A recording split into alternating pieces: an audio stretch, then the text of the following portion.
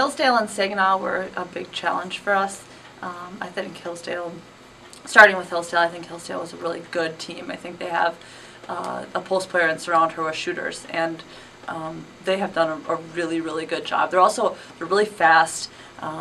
Defensively, they're really swarming, and that is usually a team that's really tough for us to play against.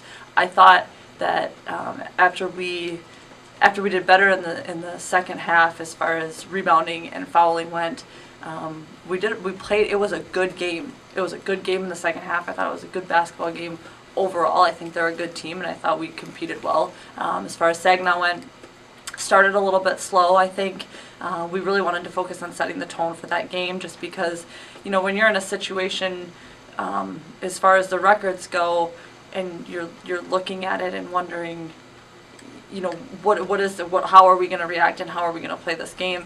I wanted to do a better job of setting the tone. I think the team did as well, and they came out and I thought they played fantastic. And I think that their record is not nearly how capable they are and how good they are. It doesn't represent how good they are and how well they play.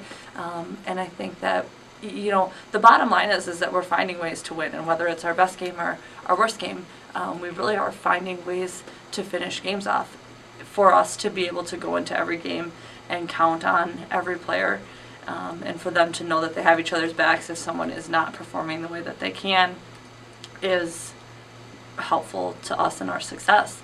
I think that in the first half of the Hillsdale game, when Morgan Anderson can't make a shot, Kelly Guy comes off of every screen and starts shooting and plays much more aggressive. Understanding whether she knows it or not, that this has to be her game. Her classmate, her teammate isn't shooting well today, and this is her time to step up. I think Dana Blake does the same thing. I think Jillian Ritchie does the same thing. I think we have a lot of players that are capable of doing that, to protect each other, to help each other out, to step up for each other.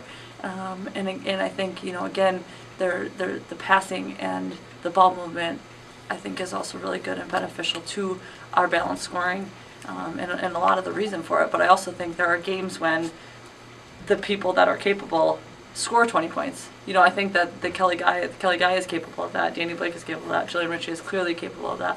And it just depends on what game and what teams are giving us. Huge weekend. I mean, these are the last three teams that we haven't played yet. We get the first chance at them at home. Like we talked about for other people, it's a sacred place. You have a clump of 2 weeks where you're focused on what you need to do for the next 10 days, and every day at a time, everything that you do that day affects your next 10 days. And I think that it's important for us to make sure that we stay healthy. It's important for us to make sure that we're taking one day at a time. You have to understand at this point, everyone is vying for something and trying to get somewhere, trying to reach the goal that they made in their preseason meeting. And it's getting to the point where those are starting to become more realities on how close or how far away every team is from reaching their goal.